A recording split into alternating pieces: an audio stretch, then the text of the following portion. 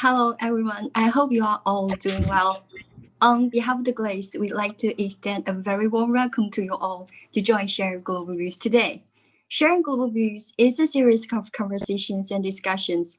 It's also a space for us to meet, learn, and share our knowledge, cultures, and attitudes with experts and leaders on different global matters. So far, we've covered many fascinating topics, such as the adventure at Antarctica and protecting the ocean and environment, hydrogen and the future of energy, a sharing economy practice, triangular idea house, finding a cure to COVID-19 from snake serum. What would a good education look like in post-COVID world? Using AI to connect global businesses and the power and potential of the sharing economy, and so on. And SHOW is part of Sharing Economy Initiative, which aims to make the world a better and more sustainable place little by little. So if you want to know more about GLASE and sharing global views, please follow us via our social media platform. So Te, how are you? What's our topic today? Thank you so much, Helena. As always, welcome everyone. Welcome the ones from American who is having their morning tea. And we have our Europeans probably having their lunch tea. And sir, yes, of course, we have our Asian countries, especially Asian Pacific, is having more dinner or even dinner tea. So we having this program for a number of months already. Now we invite global opinion leaders like the one we're having today. We're having young professions, postgraduates, young graduates, and also even students. We just having everyone to come here to share their ideas, and also very importantly to ask a question that from your background and what do you see about this shared global ideas. So today, as always, we welcome a very special guest today, Mr. Ge, but we'll leave that to our host of today, President Figueres, who is the standing chairman of the GLASE and also the former president of Costa Rica. As welcome. How are you, sir? Hello, T. Hello, Elena. Hello, friends. I am addressing you today from the Dominican Republic, which just goes to reinforce the globality of GLASE, if I may say so. And today it is my very distinct pleasure to introduce Mr. Ge Jun, who is the Secretary General of GLASE. But beyond that, a man who has distinguished himself during his career in the world of business and in the world of global entrepreneurship. He is also a good friend, which I pride myself of considering in that way. And I have enjoyed the many conversations that I have had with Jun on these global challenges which we are facing today.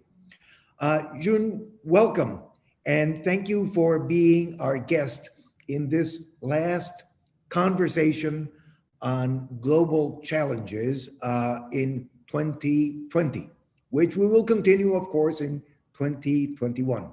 But thank you, Jun. Thank you so much.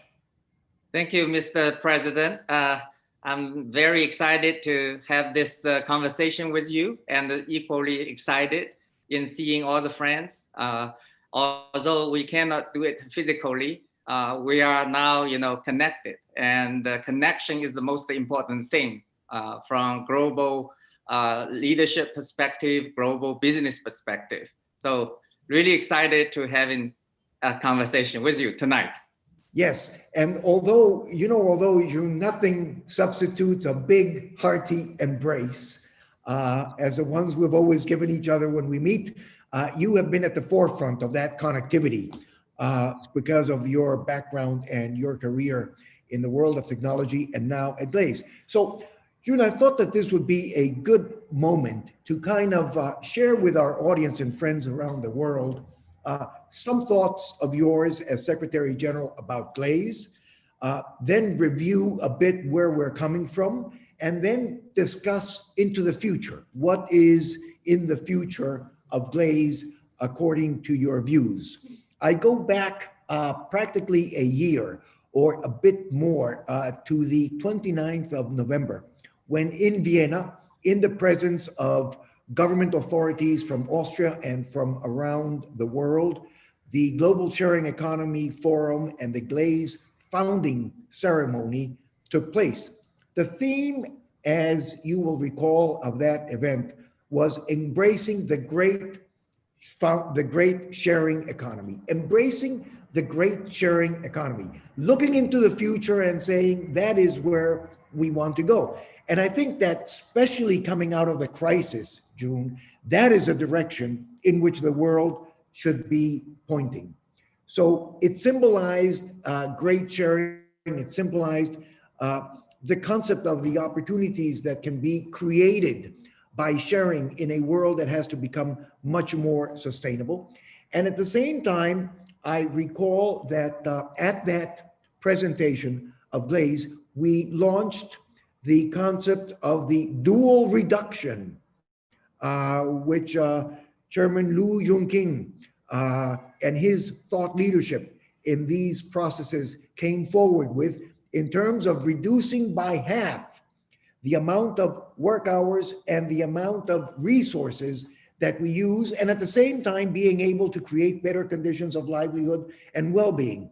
So you have touched, of course, on many of these issues in the book that you have co-authored called The Age of the Great Sharing.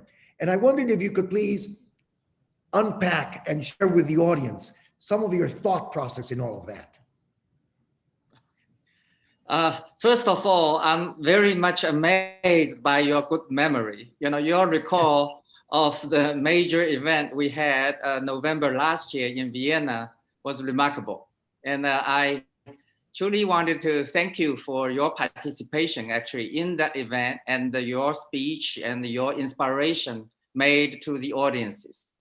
To me, you know, GLASE really is a very exciting platform. You know, it's a non-governmental, non-profit organization, you know, founded jointly by former Prime Minister of Australia, Kevin Rudd, and many other former state leaders and government officials, and certainly, you know, joined by many, many entrepreneurs and trade associations globally.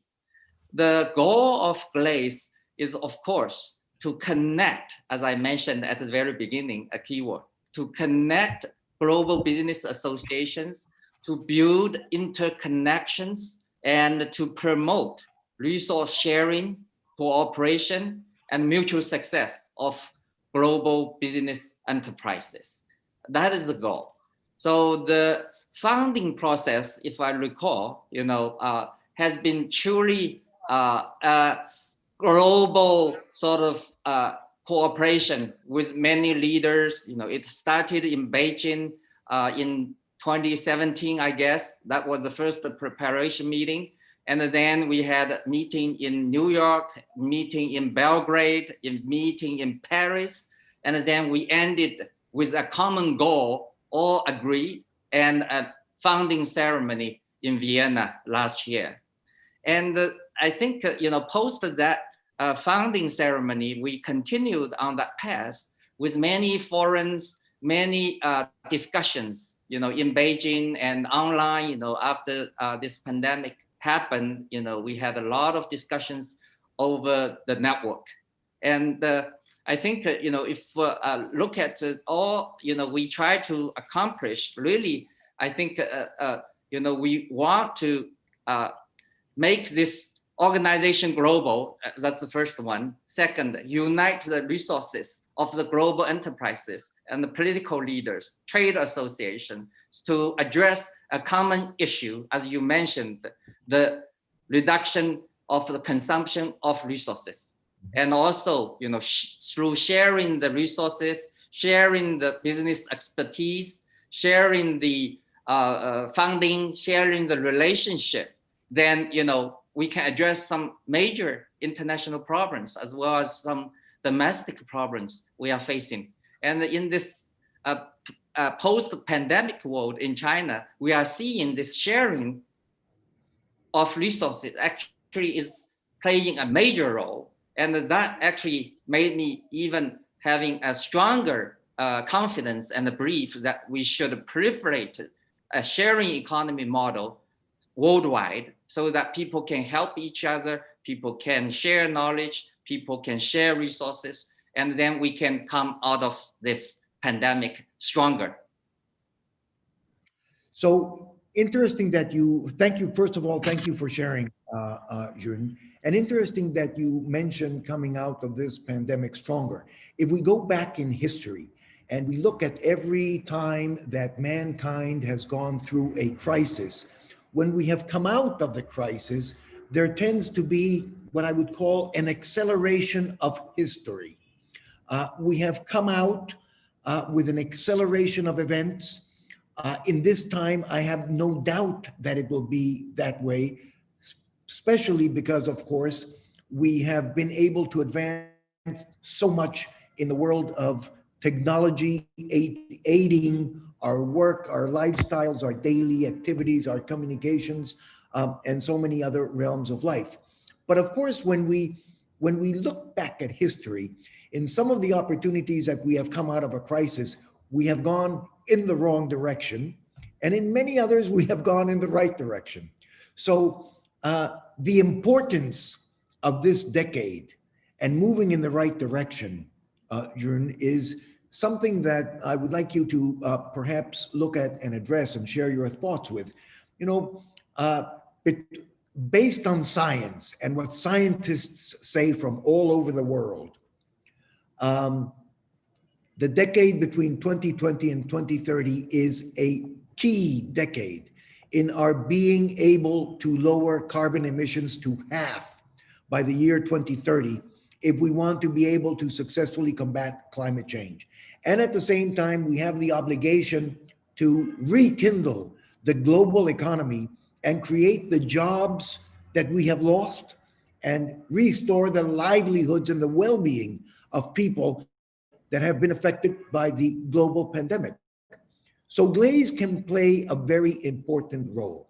I know that you have outreached to many organizations, global businesses, global NGOs, chambers of commerce around the world. You have led a talk show on many of these opportunities in terms of promoting business across borders as the way to reset ourselves on a right course coming out of the crisis.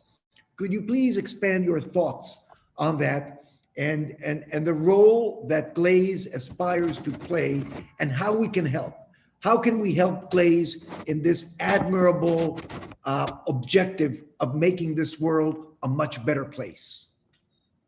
Yes, you know, from the starting of the GLASE, there is the common understanding that this world can become better if we can share resources, if we can share what we have with people in the need, and if we can share knowledge, share business model, share funding, all that.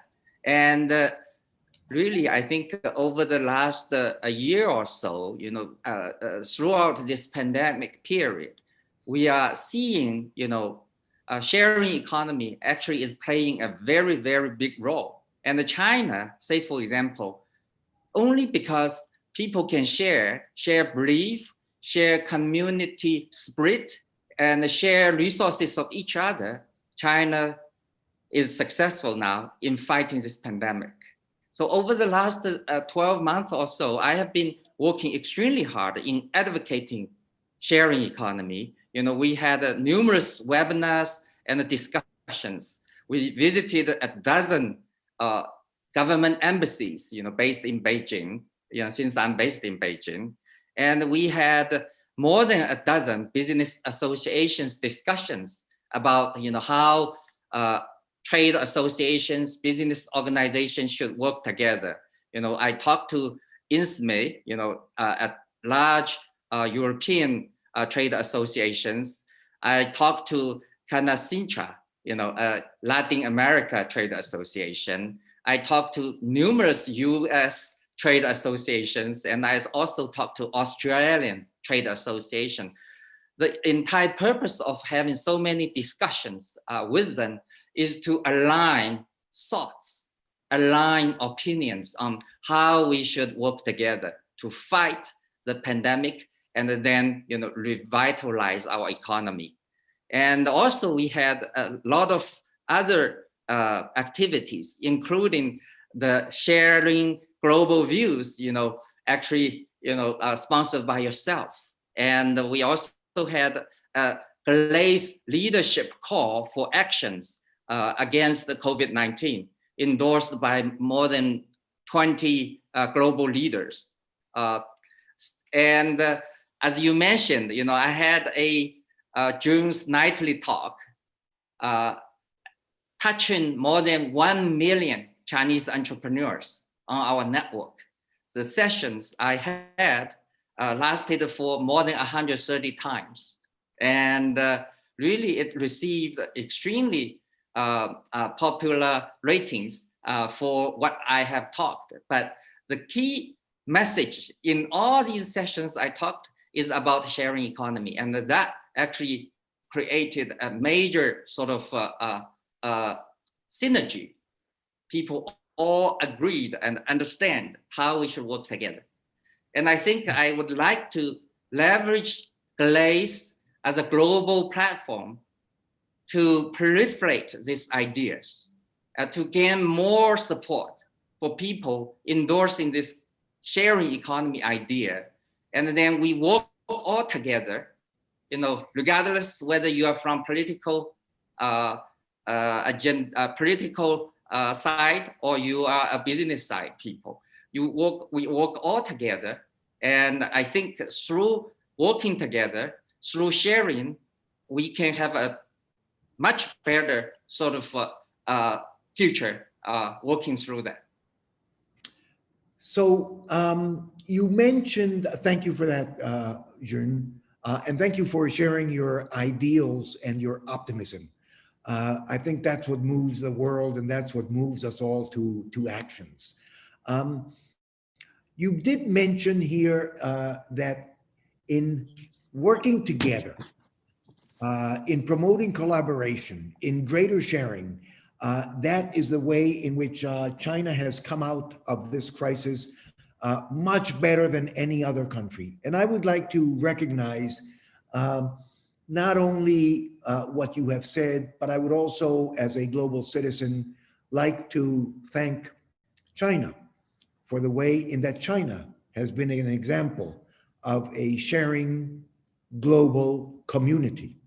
The way that China has outreach to other nations around the world with medical resources, with medical supplies, now with the vaccines, with economic help promoting well-being, playing such a very fundamentally important global leadership role, has just been fantastic to see.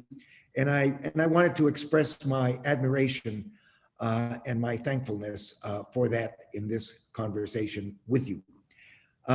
Now, if I may go back to some of the things that you have mentioned, Jun, at that kickoff meeting in November of last year in Vienna of GLASE, the concept of the dual reduction was proposed, which is a thought leadership piece, a thought leadership initiative of Chairman Lu Junqing.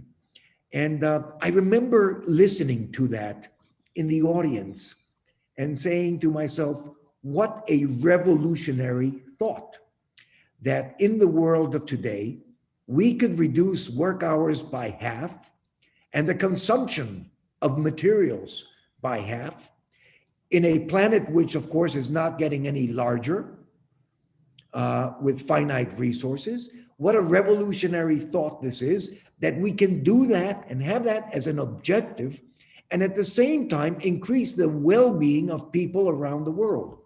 So I would like to ask you about the concept of the dual reduction and how you see that playing out towards the future. Mm-hmm. Yeah, the dual reduction is really a vision. And I think through sharing of resources sharing of business model, sharing of what,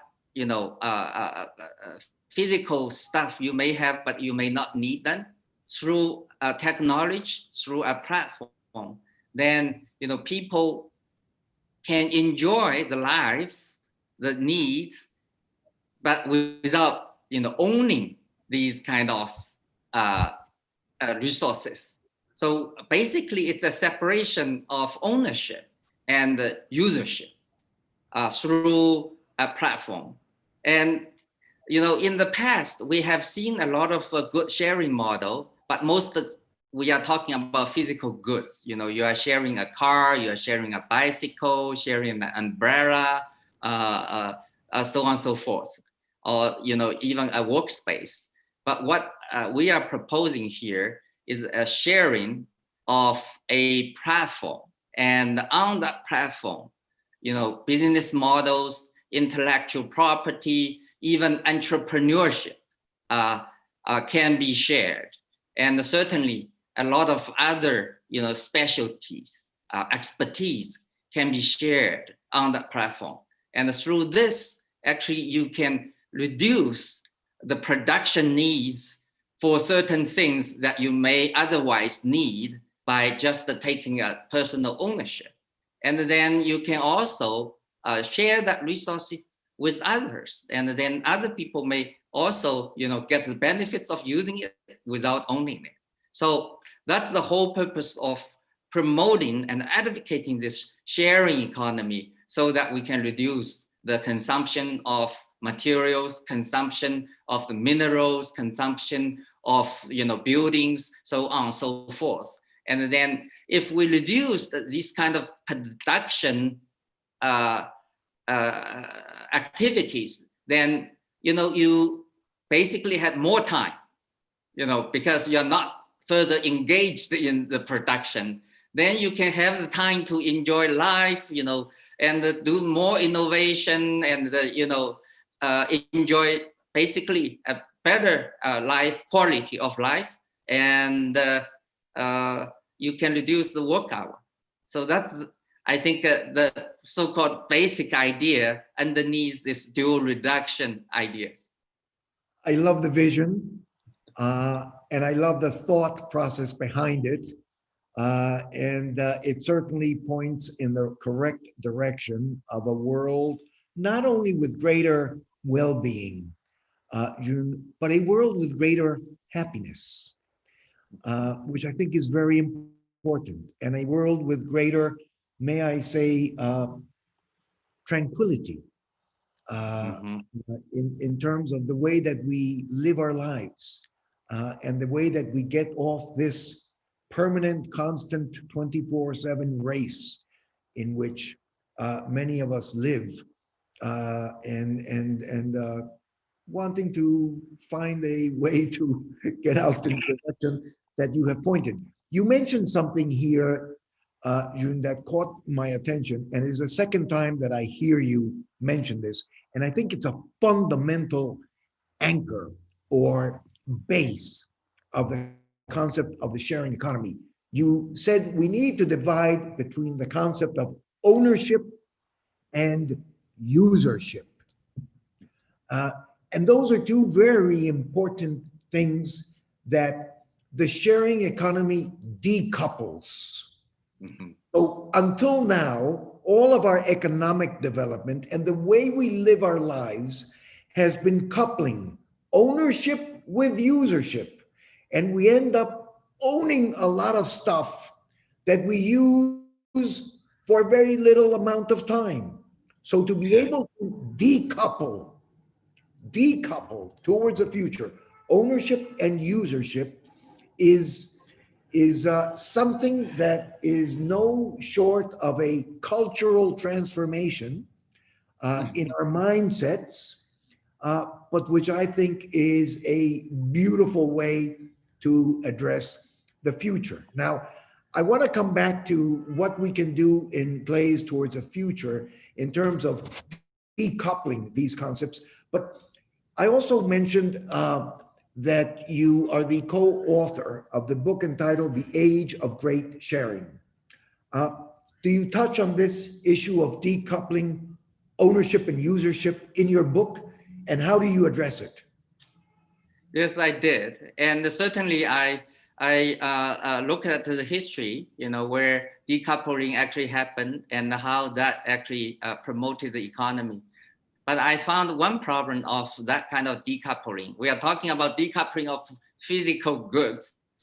And in my view, the decoupling could extend beyond physical goods. The decoupling could extend into actually day-to-day business operations.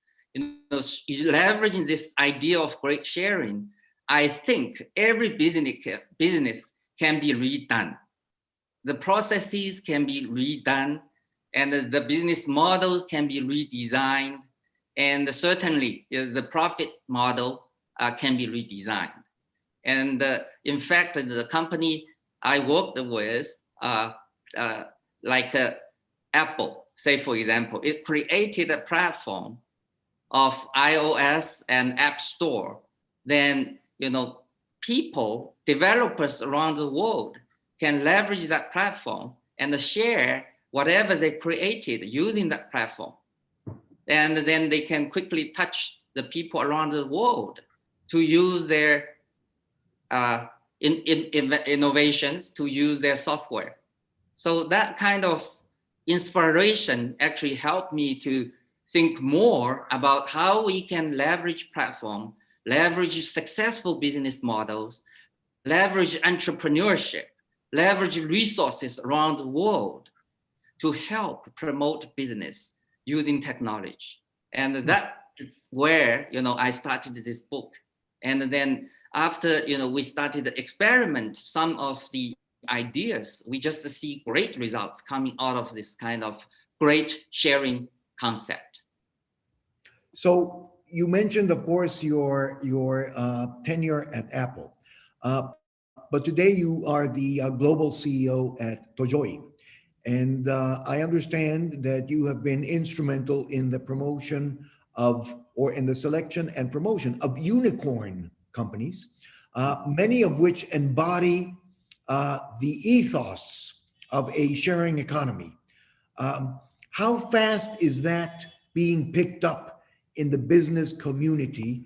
And how do you see that as a fund? Is that, let me ask the question this way, is the sharing economy concept a fundamental cornerstone that you are seeing in the success of unicorn companies? I think that, if we leave everything to just an investor to help grow a business, that is a very, very difficult process. As you can see, a lot of unicorns could be unicorns, but failed due to the fact that they only received the funding initially, angel fund or equity, private equity investment, but they don't have the support from the market side. They cannot penetrate their product in the country or globally. But if you can have a platform where the platform is joined by millions of entrepreneurs, and when they look at this project and they measure it based on their own personal experience, their own resources, and they could actually embrace that idea, embrace that small enterprises. And if you have more than 100 entrepreneurs working together with that little ant or a little company, then all of a sudden you can turn a little company into a major one. And we have a lot of great successful stories about that, on TOJOY's platform. I can give you an example. We have a company called the B&G. It's a company dealing with maternity and the childcare goods. Before it joined a platform, touching hundreds and millions of Chinese entrepreneurs, it's a small company. It had an online platform and it had around 80 stores nationwide. But after this company joined a platform, the sharing platform, and put this business model on the platform, exhibited it to over 1 million Chinese entrepreneurs, Then all of a sudden, they found more than 10,000 Chinese entrepreneurs working together with them. Then now all of a sudden, this company turned from a very little company with 80 stores already, yeah, I wouldn't say very little, a sizable company to a major unicorn. And it has stores across country of more than 10,000. So the revenue, had more than 20 times higher, and then profit, more than 10 times higher. So that is the power of leveraging a platform, share a business model, joined by hundreds or tens of hundreds or a million people working together. And you can see the miracle would happen. So it's a beautiful example of the concept of not only sharing material goods, as you mentioned, but sharing platforms and being able to grow in that direction. Now, as we move forward, because this great example that you showed us of, I don't want to belittle the company, but I want to say that in this success story that you have mentioned, it's like transforming an ant overnight into an elephant. Mm-hmm. Do you, from your global business perspective, do you see that we can take that globally? Can we expand across borders, cultures, languages? Can we make out of that a global practice and not the exception? Definitely, I think the idea can be proliferated across the globe. That is the whole reason of myself writing a book about it, and write the example about the TOJOY, the company, the unicorn acceleration company in China, the largest one in China, and probably is the only one, using this model. But I think the model can be proliferated definitely in any other countries, as long as entrepreneurs can work together, as long as there is a platform, as long as people all share the accept or welcome this idea of sharing, then I think we have all the ingredients to create a platform and connect the successful businesses with the resources and entrepreneurs in those countries. So I think the idea can be actually proliferated across the globe. And that probably is also one of the reasons why I'm so fascinated about working with GLASE and promote the idea of great sharing, and then certainly connecting the global trade associations and the business entrepreneurs. So on that note, if I may, of taking this global, reducing working hours and consumption of production and consumption of products by half, and mentioning that as a vision, as a North Star to guide our actions into the future, but also trying to embody everything that you have said in the ethos and the vision of GLASE and a shared global future economy. One of the challenges, of the many challenges we have, Jun, looking at us right in the face, is the challenge of climate change. The numbers are there. Over 4,000 scientists from all over the world have signed the most recent IPCC report. We have passed 400 parts per million of carbon in the atmosphere. We are accumulating another 4 parts per year because of our lifestyles, which if we move to a sharing economy, we could dramatically reduce. But if we do not get off this steep curve of climate emissions in the world, we will be facing very shortly, by the year 2050, over 520 parts per million of carbon in the atmosphere, when scientists tell us that we should not surpass 450 if we don't want to see this climate very much altered. And of course, China already did a lot in its 13th year plan in terms of renewable energies and moving towards sustainability.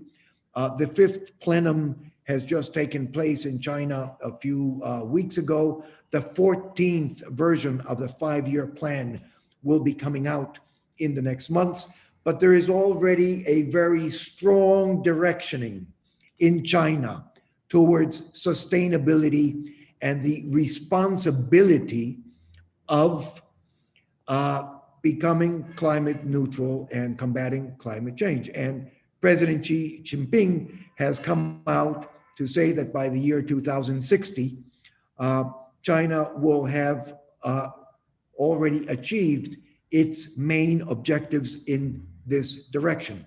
So how can we, from the perspective of GLASE, what are we thinking of towards the future? How do we play in to that global movement that has to become even much stronger to avoid a climate crisis in the future?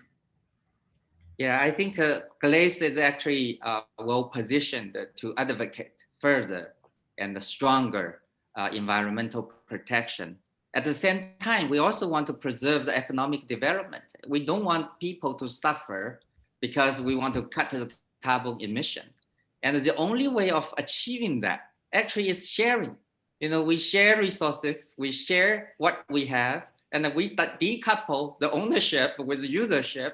Then all of a sudden, you know, people's life quality preserves where the production and the resource consumption will be lowered. And then people will have more time to do innovation and more time to enjoy life. I think that's the whole, you know, sort of a basic logic of promoting this sharing concept. And I think GLASE is a global organization. You know, we had a very strong footprint in China, and we worked hard in China. And China has been actually, you know, receiving and accepting this sharing idea, and certainly, you know, did quite well. But I think globally, we still see strong challenges in terms of people want to, you know, working with each other in terms of lack of sort of a common ideology about sharing. And I think that's where I think GLASE as a global organization can go and add its value, you know, through promoting it, through showing examples, through our research, and certainly through our promoting activities across the globe. And that is why GLASE is such an international organization. You know, we have people around the world working together. And I know we still have a lot of challenges, but I think we should push forward, move forward, have a stronger determination, and we would like to have more people working together with GLASE. And I think at the end of the day, we can be successful. So in that work towards the future and what you have mentioned, what specific highlights in the life of GLASE, if I may call it that way, have you already pointed out or signaled out, or are you working on in terms of the GLASE, let me call it the GLASE Agenda 2021? What's coming up over the horizon in terms of GLASE activities in 2021?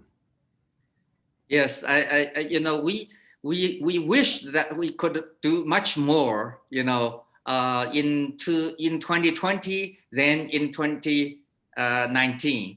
And we hope the pandemic will be over, then we can do a lot more than what we have done in 2020.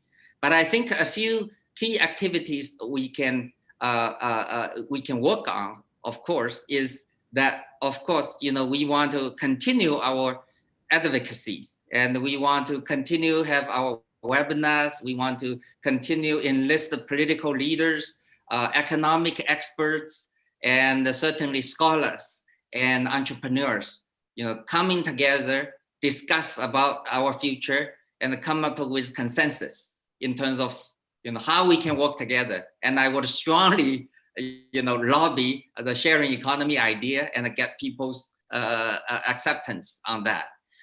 So that's one. And of course, we want to continue work with global governments, government in different countries, and create this connectivities, and then we can exchange ideas and exchange resources and exchange business opportunities in the light of expanding our sharing reach. So that's another one.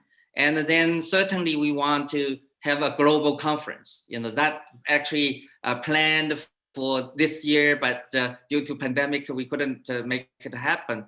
But in 2021, we will move on. We will have a global conference, likely in Thailand, and we like to invite experts, political leaders, and scholars, and entrepreneurs joining us, and of course, thought leaders like students, even to work together with us. And then we will have a lot of smaller forums, happening probably in China and also in other parts of the world, and we will have online dialogue as well.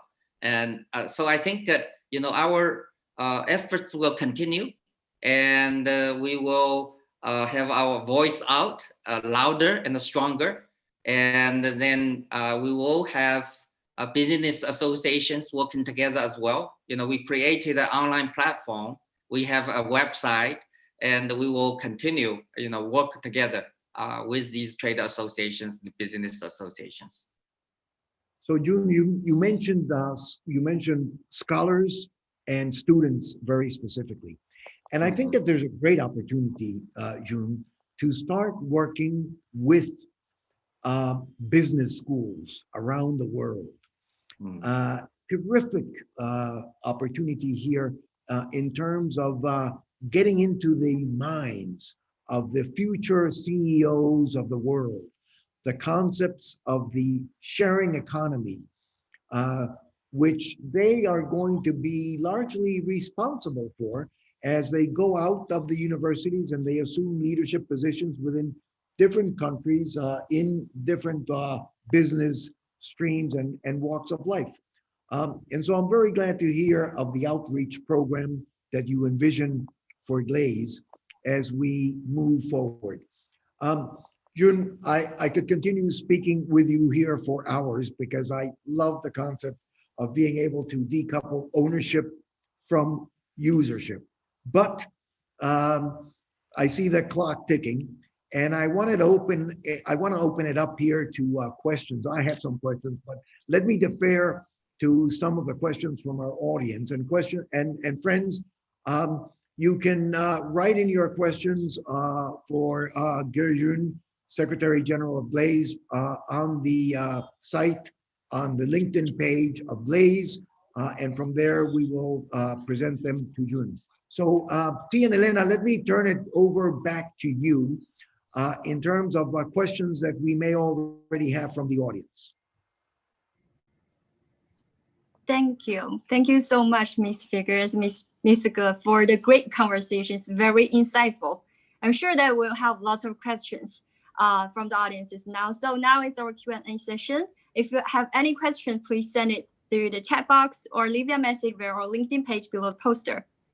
So I think we got one question here. The first one is, what are some important ingredients to build a sharing economy business model? Ms. Ge.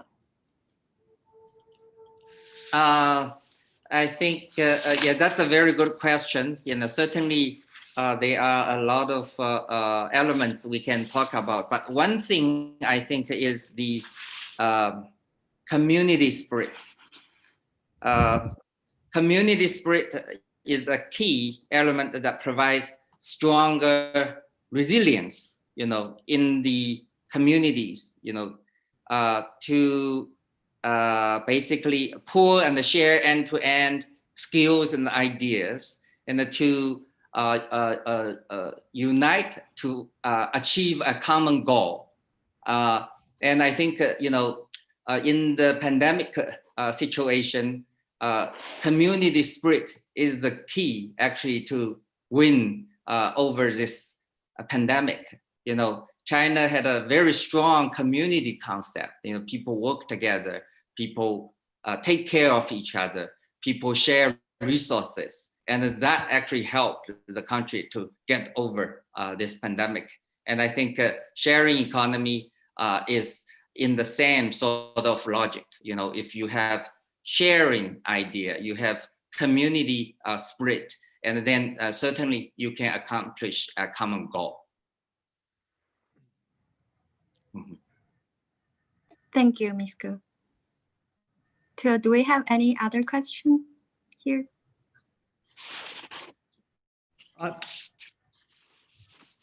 Yeah, sorry. Yeah, sure. We got one here.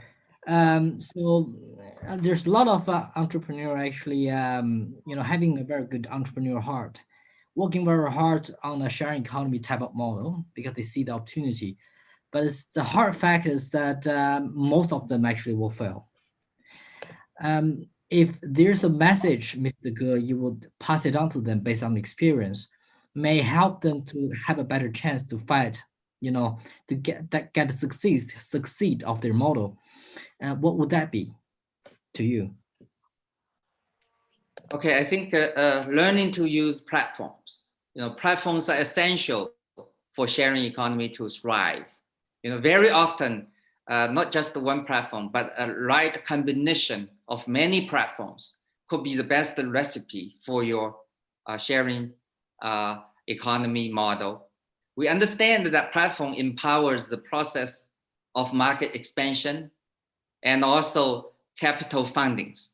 So in my recent finding, platform can actually effectively leverage the entrepreneur of sharing or sharepreneur. I created the word, or sharepreneur. This encourages sharing your business development even further, such as further sharing part of your business procedure, or even sharing the work on developing of your business model, such as the B and the G case I just explained. This will largely increase your rate of success. Since you have more experienced, suitable entrepreneurs to work on the model, a larger business network to work with, and possibly more relevant platforms to support your business. So all in all, what I'm saying is that you need to learn to use platforms, because those platforms actually are platforms of sharing different kinds of resources and expertise. And there are indeed many platforms. TOJOY created this global business entrepreneurship sharing model and platform, and there are many others. And I see many good examples. So I think let's work with the platforms, let's embrace the sharing economy idea. I think the rate of success will dramatically increase. Thank you so much, sir. June, if I may just interrupt, I love this word that you have just come up with, the sharepreneur. I think it, in one word, it embodies such a terrific concept for the way in which entrepreneurs or sharepreneurs, I would say from now on, can look at their role in business and in society, and actually can be much more successful through the use of platforms. I think you should claim intellectual property rights, June, on the word sharepreneur from out, because it's a wonderful concept.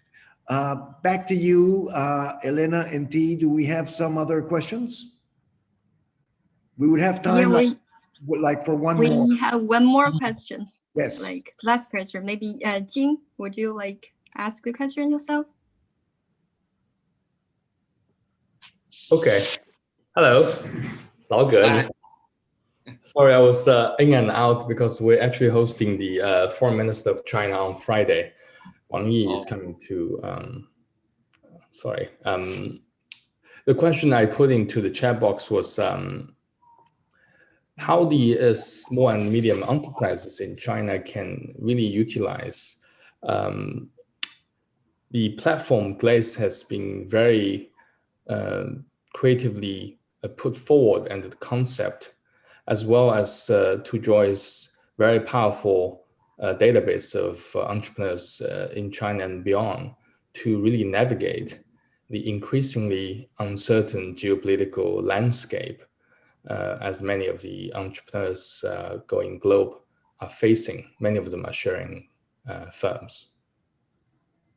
Yeah, I think for one of the challenges for the entrepreneurs is, of course, expanding their market. And a lot of entrepreneurs are now actually looking at the global markets, even, for very small and medium enterprises are also very interested in expanding globally.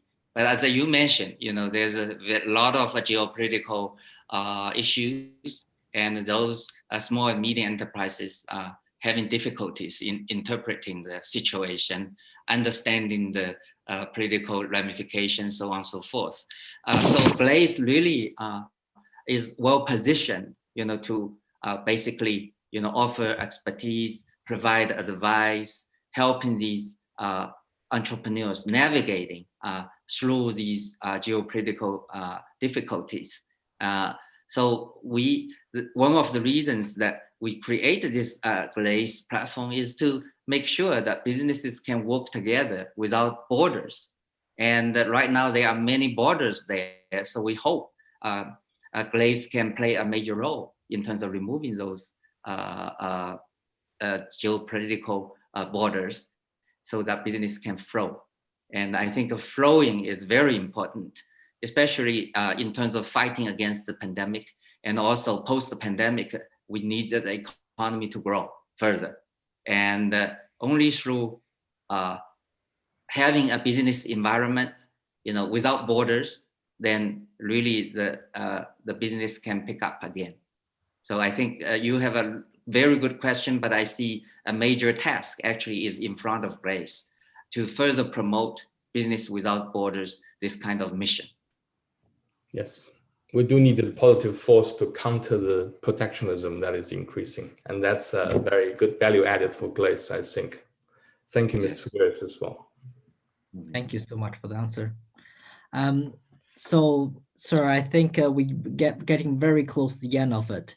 Now, normally for the end of the session, we normally ask for the key speaker to prepare one takeaway message for the audience today. So Mr. Ge will welcome you to prepare this message. But just before you let us know your message to everyone, we want to say a few words on the GLASE next year, because this is the last session of this year.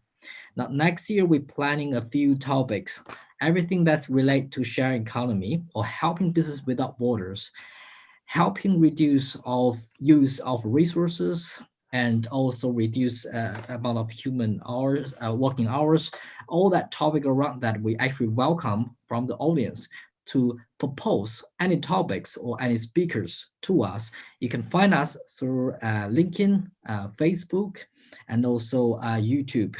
And also you can directly find our website and finding those emails to contact us, because we were really interested to prepare some very good topics, and also preparing to be either weekly or bi-weekly, bi-weekly or in the future, in the next year. So now I really want to put it back to President Figueres, because I think you want to say a few words to us at the end of the session before Mr. Ge really giving us the last wording for this session. President. Thank you so much, T and Elena. So I would like to reinforce, looking over my notes of what Jun has kindly shared with us here, I would have three things in one word that I want to reinforce, that I have personally taken away from this very educational conversation with Jun. One is the decoupling of the concept of ownership and usership. And I think, friends, that gives us a lot to think about in the way that we live our personal lives and we lead the organizations in which we have a responsibility. decoupling ownership from usership. Secondly, I take away the importance of being able to understand and utilize to the maximum advantage platforms. Platforms which are part of the technology world of today, which are constantly evolving, improving, and that with greater use can even go to greater lengths in terms of their practical usage in our daily lives and in our business communities. The third concept that I would take away here is the importance of moving towards a shared economy, the vision of having, of halving, of cutting down by half the work hours and the use of materials in a world that needs to be able to tackle climate change in the most responsible of ways. Those are the three takeaways amongst many that I take from this. And of course, the word sharepreneur, on which we give June IP rights already. But the word sharepreneur, which is just a fantastic expression, one word to embody the vision, the thought leadership of a shared economy.